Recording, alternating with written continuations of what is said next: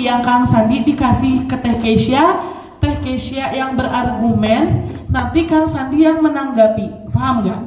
Jadi mereka tuh kayak balas-balasan gitu debatnya, tapi kandidat yang lain nggak ikut menanggapi gitu. Jadi hanya antara Kang Sandi dan Teh Keisha. Seperti itu. Kalau misalnya Teh Keisha dapat posisi soal nomor 3, ya berarti yang menanggapinya Teh Keisha. Nanti yang debatnya hanya Teh Keisha dan Teh Keisha kayak gitu. Paham ya teman-teman ya? Bisa dilanjut ya, pengen cepat selesai? Ya, oke, kita lanjut ya. Kita langsung lanjut aja. Untuk tiap-tiap kandidat dimohon untuk maju ke meja presidium debat untuk mengambil nomor urut mosi.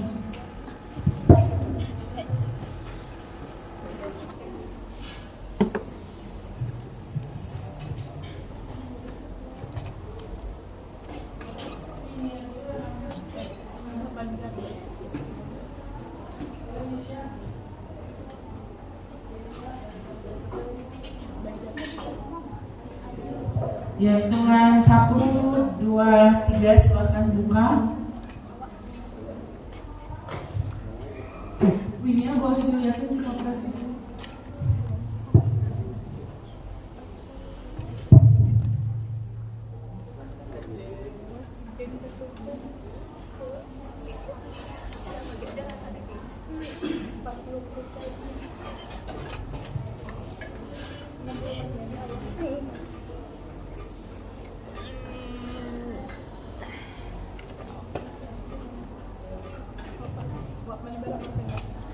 Ya, berarti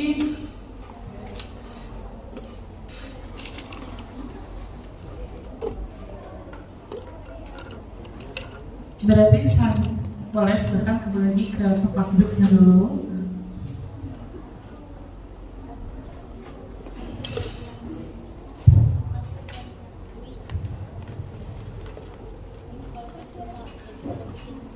Ya, yang akan diperdebatkan oleh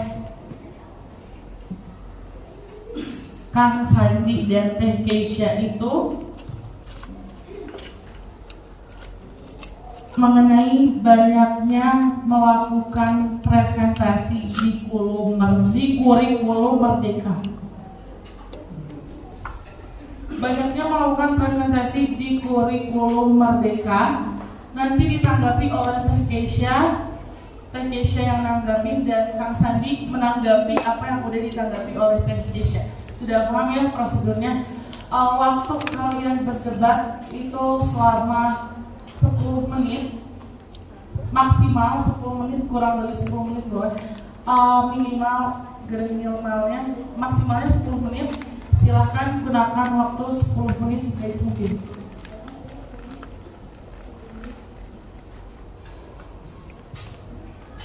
Ya, sudah siap? Ya, oke. Silahkan kepada perdebatan antara kandidat 1 dan kandidat 2. Kandidat 2 menanggapi mosi banyaknya melakukan presentasi di kurikulum Merdeka. Silahkan kepada kandidat 2 untuk menjawab mosi tersebut.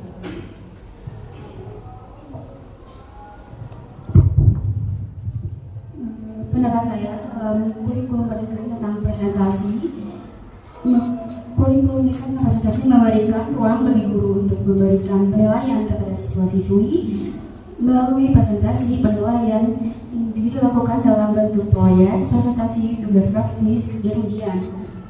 Penilaian ini diharapkan dapat memberi gambaran yang lebih akurat tentang keterampilan dan pemahaman siswa.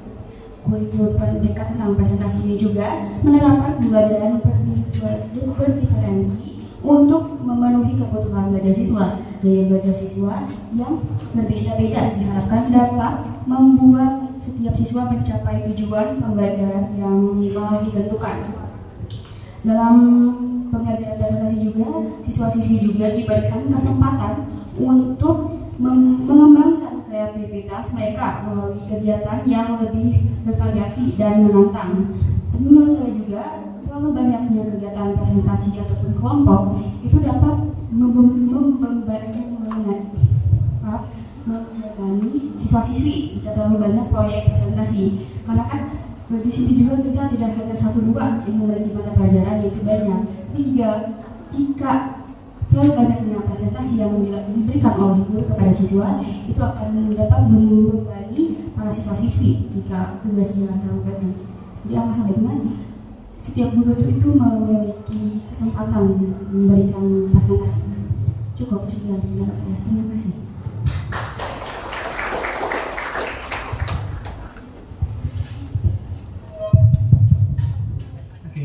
Sering tadi saya sampaikan begitu banyak manfaat dari presentasi ya, betul. Terus juga tadi namun kalau misalkan banyaknya presentasi dapat menyebabkan siswa-siswi terbebani ya, karena mungkin jadi kita tuh membuat presentasi dalam bentuk kelompok, betul ya teh, karena tiap-tiap tugas itu tidak presentasi satu orang per orang, tapi tetap per kelompok, dan yang dimana setiap tugas dan mata pelajaran ini memiliki cara pembelajaran dengan presentasi semuanya, yang dimana misalkan ada 10 mata pelajaran nih, yang dimana misalkan 10 mata pelajaran ini tuh memakai pembelajaran dengan presentasi per kelompok terus dengan presentasi per kelompok, yang dimana dari tiap-tiap kelompok itu berbeda-beda dari masing-masing pembelajaran nih. Misalkan pelajaran A ini kelompoknya tuh bersama si A, terus dengan pelajaran B itu kelompok dengan si B. Nah itu bagaimana sih cara agar siswa itu tidak terbebani sama dengan presentasi tersebut dan dapat belajar dengan sungguh-sungguh dalam presentasi, begitu kan? Yang saya ingin tanyakan adalah bagaimana siswa tersebut dapat merasa tidak terbebani dalam presentasi yang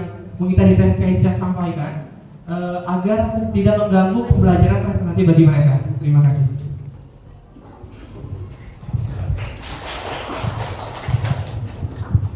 Jadi pertanyaan Mas Lani itu bagaimana caranya agar siswa-siswi tidak merasa tidak terbebani oleh proyek presentasi.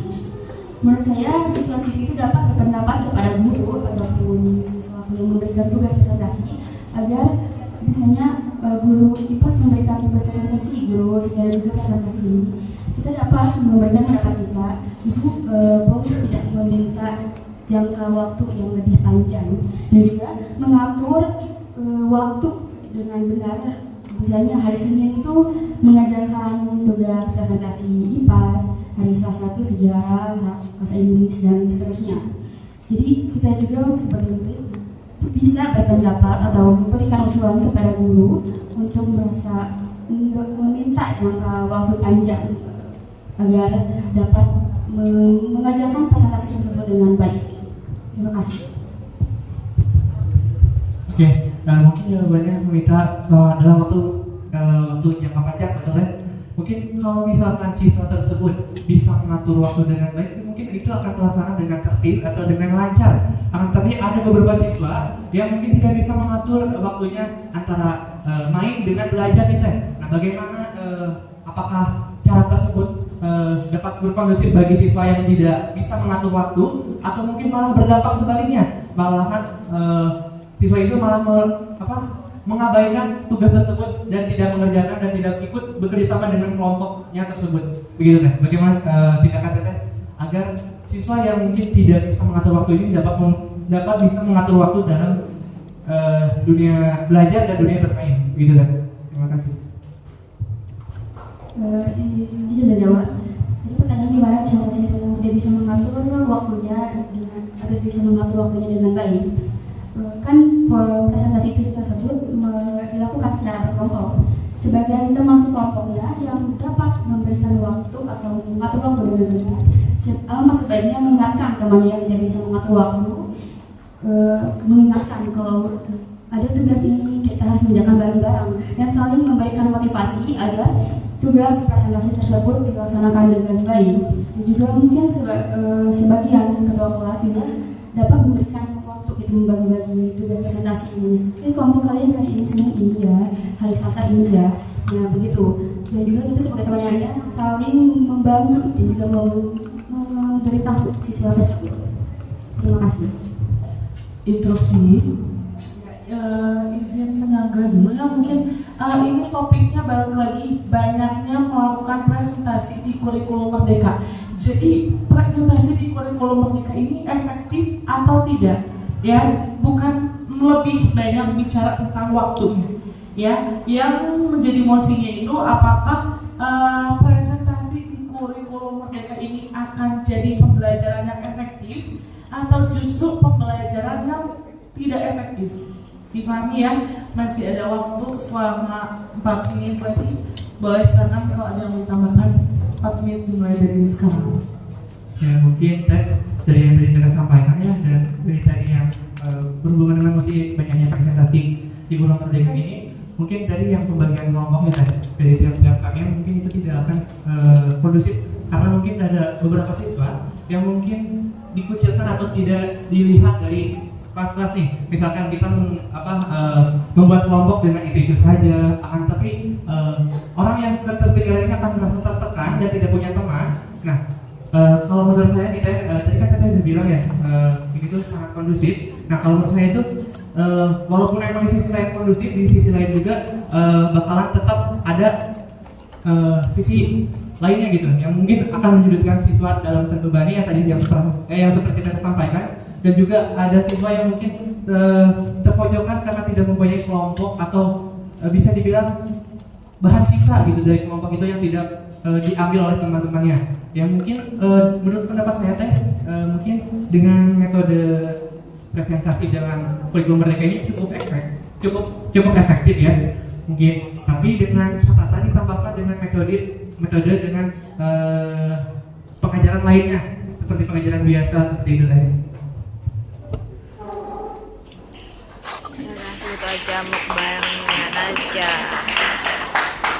Gila anjing gue cantik banget gila slebe.